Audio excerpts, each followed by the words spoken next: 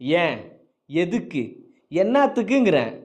ஆர்சிபியோட ஆட்டத்தை பார்க்கும்போது ஒரே ஒரு கேள்வி தான் கேட்க தோணுது. ஆல்மோஸ்ட் அவங்க வெளில போயிட்டாங்க அப்படின்றது தான் கன்ஃபார்மான நியூஸு. ஆனால் இப்போ வந்து வேற லெவலில் ஒரு கேம் ஆடிட்டு இருக்காங்க. இதை பார்க்கும்போது ஏன்யா இம்முட்டு திறமை வச்சுட்டு நீ ஏன் இவ்வளோ நாள் அடி வாங்கிட்டு இருந்த அப்படின்ற மாதிரி தான் இருந்துச்சு. ஒன்று நீ உள்ளே போகணும், இல்லை வெளியே போகணும். உள்ளே போகிறோம்லாம் பிடிச்சி வெளில எடுத்துகிட்டு போகிறதுல என்னையா இருக்குது அப்படின்ற மாதிரி தான் இருக்குது. ஆர்சிபி வர்சஸ் ஜிடி மேட்ச் வேறு லெவலில் இருந்துச்சு. ஜிடியே ஒன்றுமே இல்லை போங்கடா அப்படின்ற மாதிரி பொட்டலம் கட்டி தூக்கி போட்டாங்க. ஆர்சிபி செம்மையான இன்னிங்ஸ் ஆனாங்க. இந்த சைடு ஃபேஃப் அடிச்சு நொறுக்குனாரு.